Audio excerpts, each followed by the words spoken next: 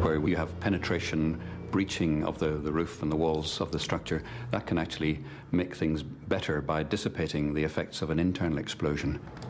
This model is an example of what happens when an explosion takes place within a building that has got holes in it. The windows have been blown out or the roof's been blown away. The blast energy escapes out the side and it potentially does much less damage to the remaining parts of the structure. And this mirrors very well what I saw in the flour mill. Damaged buildings, often little more than burnt-out shells, could take many more hits before collapsing. Without roofs, windows, or even floors, there were many holes through which blast could escape. Haddon's investigation shows that the bombing of Stalingrad, though terrible at first, actually had only limited effect. The city was not flattened, but transformed into a maze of partly ruined buildings which simply absorbed further impacts. And there was another consequence. Haddon has found that buildings often collapsed within their own footprints, surrounded by wide boulevards. For Red Army fighters, this created the perfect environment for defense. Buildings were adapted into individual strongpoints, fortresses of rubble and iron. Nazi forces found themselves engaged with a bitterly determined foe in a nightmarish environment created by their own bombing. It forced them reluctantly into a new kind of depraved warfare. The German blitzkrieg attack on Stalingrad was not effective enough. Mass bombing and shelling ruined, but not completely destroyed the city.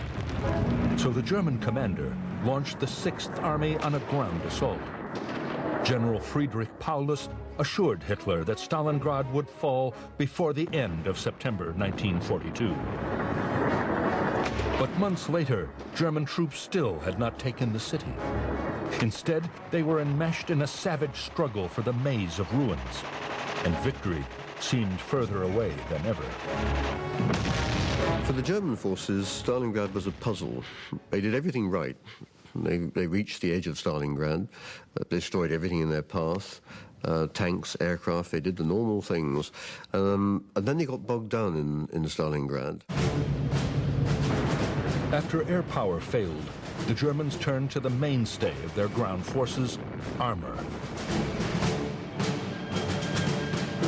In the initial invasion of Russia in summer 1941, Operation Barbarossa, German panzer divisions swept all Red Army resistance before them.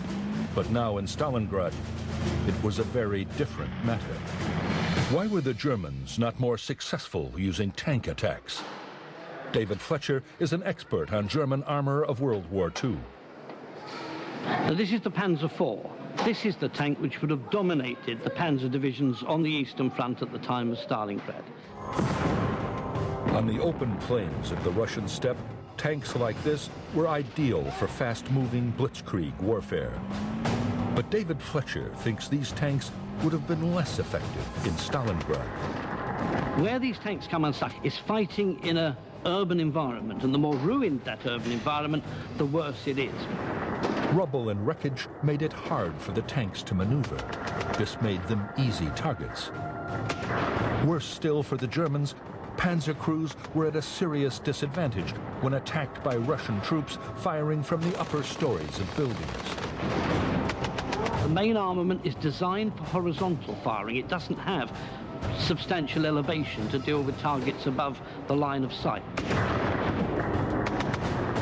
Problems like this meant that German commanders could no longer rely on armor to bear the brunt of their attacks. As the battle dragged on, what tanks the Germans did use fell victim to an entirely unexpected enemy. As conditions in Stalingrad worsened, the city became overrun with rats. German tanks became infested, and electrical wiring covered with fabric insulation was particularly vulnerable to hungry rodents. You get a short circuit, for example, in the electrics feeding the turret, and you have lost the immediate power for rapid turret traverse, you have lost whatever lighting you've got, and in many tanks you've actually lost the mechanism for firing the gun. And the effect of that is sufficient to render it completely incapable of fighting. Whether they were put out of action in this way or were simply unsuited to the rubble-strewn environment, German tanks played little part in the battle for Stalingrad. Instead, the task fell to the highly trained grenadiers of the German infantry.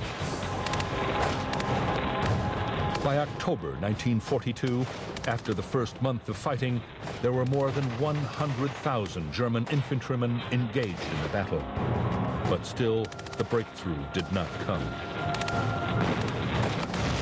In the war in the rubble, the Germans lose any technical advantage that they had, and it becomes down to small groups of men fighting one another. This is the first time they've had to fight this kind of urban warfare against a determined enemy.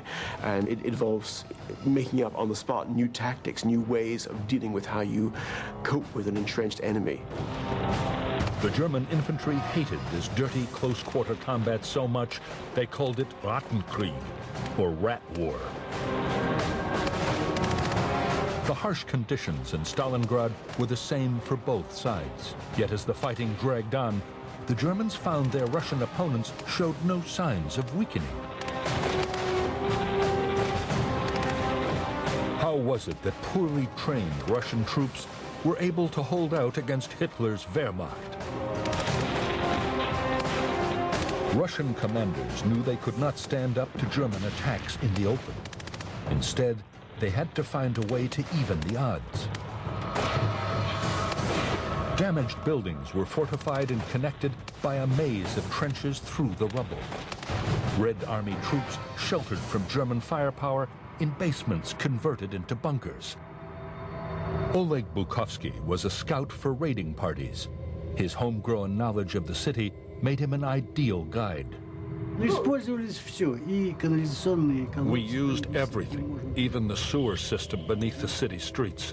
Any place where it was possible to get through. We often marched through the sewage water in the tunnels, and it was so stinky and disgusting. The Russian commander, General Vasily Chuikov, coined a phrase for a soldier's ingenuity in adapting to these tactics. He called it the Stalingrad Academy of Street Fighting. In this war of attrition, troops on both sides found that the bombed-out city was ideally suited to the infantryman's most dreaded opponent, the sniper. The cities like Stalingrad, which had been pounded to rubble and ruin, were an absolute playground for snipers. Buildings half standing, half fallen down. There's almost an unlimited number of places a sniper could hide. Martin Pegler of Britain's Royal Armouries has studied the German and Russian sniping tactics used in Stalingrad. The research has led him to suspect that the Soviets had the edge on their Nazi opponents. There was little to choose between the rifles that were used. The most vital piece of equipment was the telescopic sight, or scope. The Russians put a lot of thought into the manufacture of their scopes, and they decided that these big old-fashioned turn-of-the-century hunting-type scopes were not really the way to be heading with optical technology. They came up with a much more compact, much more modern design. But it wasn't as simple as just fixing the scope onto a weapon. Before going into action, the sniper had to be sure that the scope was properly prepared. The process is known as zeroing. The whole point of zeroing a rifle is that when you put a scope onto it, you have to make sure that the point of impact of the bullet is exactly the same as where the crosshairs on the scope are. The only way to do that is to fire a few rounds through the rifle, and with each shot, you adjust your scope until the two meet perfectly. Pegler believes that through this zeroing process, he may be able to show how the Soviets had an advantage. Using original World War II rifles and scopes, exactly like those used at Stalingrad, he sets up a test to see which is easier to zero.